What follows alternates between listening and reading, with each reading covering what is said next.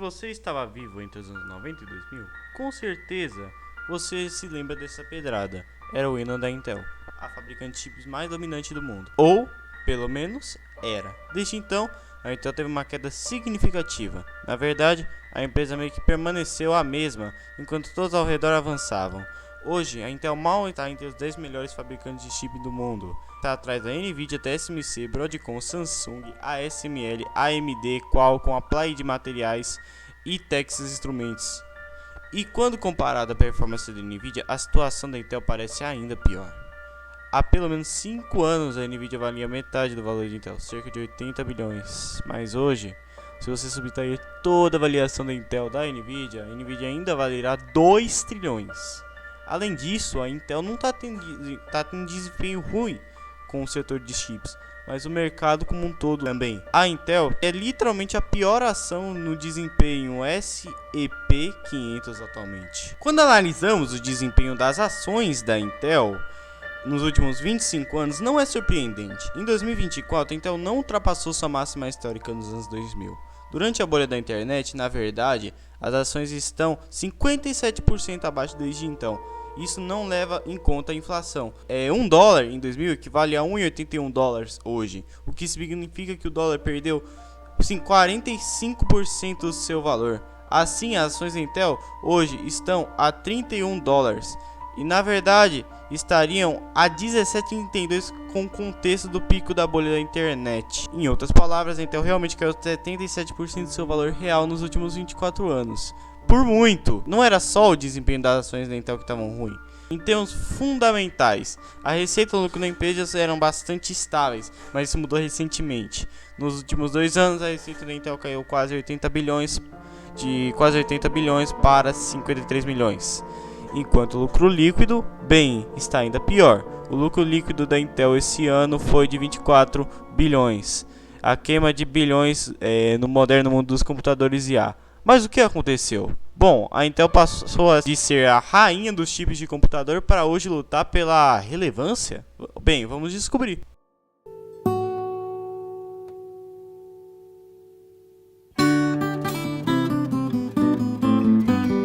Normalmente você poderia sentir pena de histórias assim, especialmente se o resultado fosse completamente inesperado. Por exemplo, a indústria de hospitalidade destruída pela pandemia. Não havia nada que eles pudessem fazer para esperar uma queda tão claustrofóbica no turismo.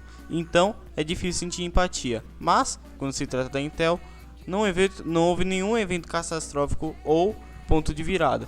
Foi quase toda a queda da Intel pode ser explicada por sua própria arrogância e sensação de conforto. Mas nem sempre foi assim. Nos anos 70, 80 e 90, a Intel estava no seu auge. Provavelmente você já ouviu falar de Lei de Moore, a ideia é que o número de transistores de um chip dobra a cada 2 anos. Pois é, Gordon Moore, criador da Lei de Moore, também foi fundador da Intel. E a empresa era a maior defensora de manter a lei para redefinir o que era possível. Os engenheiros da Intel tinham um orgulho extremo de seu trabalho, pois eram os mais preciosos para a empresa. Mas, aos poucos, a importância do engenheiro da Intel começaram a diminuir a partir dos anos 90, especialmente nos anos 2000. Por quê? Bem, primeira vez na história de chips, o brand começou a importar mais do que o desempenho, até o ponto de que praticamente toda a indústria de chips era focada em clientes especiais e entusiastas de PCs, cujo principal foco era preço e desempenho. Mas, então, nos anos 2000, houve uma ascensão dos PCs de consumo. O consumidor médio não entendia muito sobre núcleos, hyperthread, velocidade de clock, mas ele sabia disso. Intel era uma marca confiável e, em termos de desempenho, marcações i5, i3 e i7 eram tudo o que precisava para guiar a decisão de compra do consumidor. A Intel havia efetivamente dominado o mercado de PCs de consumo e começou a acreditar que o marketing era mais importante do que a engenharia. A evidência mais clara disso foi em 2005, quando eles decidiram nomear Paul Antonelli como primeiro CEO não técnico. Paul era um executivo de vendas e marketing que lhe foi pedido uma ideia de longa data, ideia que era que a Lei de Moore estava supostamente morrendo. A gente precisava de alguém no marketing para a liderança continuar crescendo. Agora, para ser mais justo, o Paul fez um excelente trabalho com o que foi pedido. Ele enxugou bastante a empresa, realizando demissões em massa, focou nos esforços de venda e marketing. O resultado foi parcerias históricas, como a Apple com os MacBooks, por exemplo. Só havia um pequeno problema na abordagem. A lei de Moore não estava realmente morta, e o novo ambiente corporativo agressivo, a Intel alienou grande parte da comunidade da engenharia. Não disso afetou realmente a receita ou lucro da Intel, pois a marca e as parcerias com a OEMs eram muito fortes e não era realmente analisada por ficar atrás. Mas isso não era um sinal de força real, era apenas uma máscara que dava à Intel uma certa folga. Bom, tal folga que não duraria para sempre. Eventualmente, o restante da indústria se diferenciaria tanto, não apenas na marca, seria suficiente para superar a lacuna de desempenho.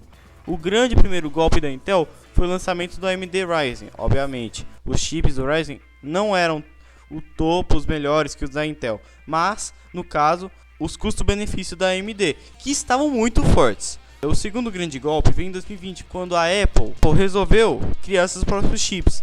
Depois de ver o desempenho e, mais importante, a eficiência dos chips M1, ficou claro que o imperador Intel estava nu. E tenha em mente, não foi apenas só uma geração ruim da Intel, foi o resultado de décadas de estagnação e subinvestimento finalmente alcançado pela empresa. Nesse momento, a Intel já estava falhando em tudo, por mais que a Intel tenha ficado para trás na indústria de desktops, isso é só metade da história. No fim das contas, a Intel ainda controla metade do mercado de desktops e ainda domina o mercado de laptops, o que mostra a força da sua marca e parcerias. Mas isso não salvou a Intel. Por quê? Porque o mercado de chips para computadores pessoais está se tornando uma parte mais marginal do mercado de chips do mundo. Em primeiro lugar, o mercado de chips vem caindo globalmente há mais de 10 anos. Além disso, a indústria de chips cresceu muito mais do que apenas em computadores. Nos últimos 20 anos surgiram novos setores principais. A Intel perdeu cada um deles, inclusive o setor de smartphones. Esse aqui é autoexplicativo. Após o lançamento do iPhone em 2007, os smartphones explodiram. TSMC, Samsung e Qualcomm estavam disputando esse mercado com unhas e dentes e a Intel não estava lá.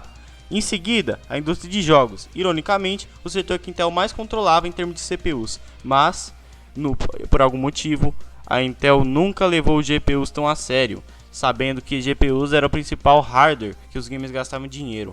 A AMD tentou competir nesse mercado em 2006, mas apesar de ter ficado na beira da falência, ainda conseguiu.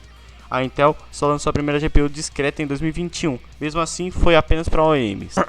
A única esperança. Então, o que ocorreu com a Intel? Ela se acomodou tanto nos termos de avanço de chips, quanto a expansão dos setores adjacentes em crescimento, mas há uma esperança. Nos últimos anos, a Intel vem lentamente corrigindo problema após outro e começando sua liderança. Em 2021, Intel nomeou Patrick Gaultier como novo CEO, e o Patrick tinha 30 anos de experiência como arquiteto de chips da Intel, uma carreira de sucesso como CEO da VMware.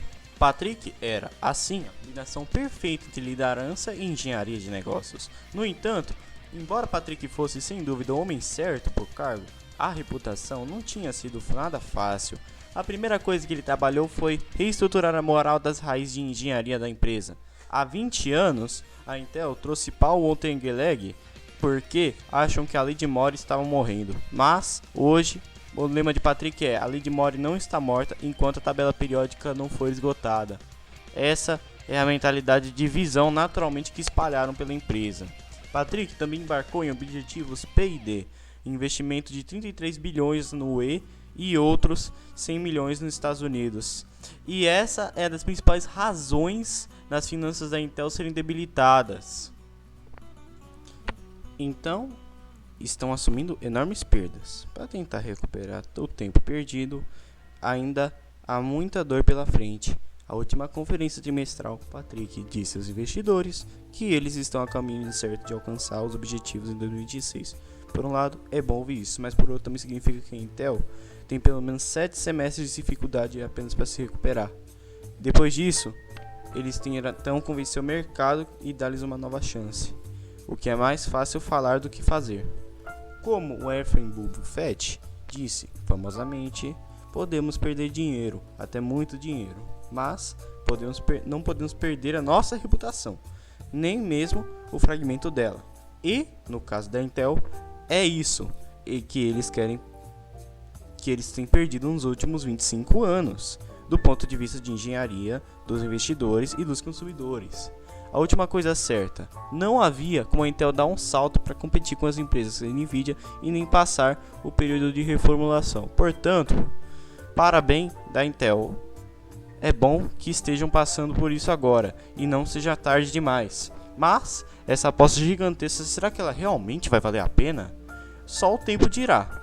No entanto, algo que você poderia realmente fazer é se inscrever nesse canal. E se você não se inscrever nesse canal, a sua situação financeira, se você não tiver com o nome sujo ainda, vai ficar tão ruim quanto a da Intel e do Corinthians, claro. Então se inscreve aí e comenta qualquer coisa. Pode até ser me xingando, porque você vai estar me ajudando.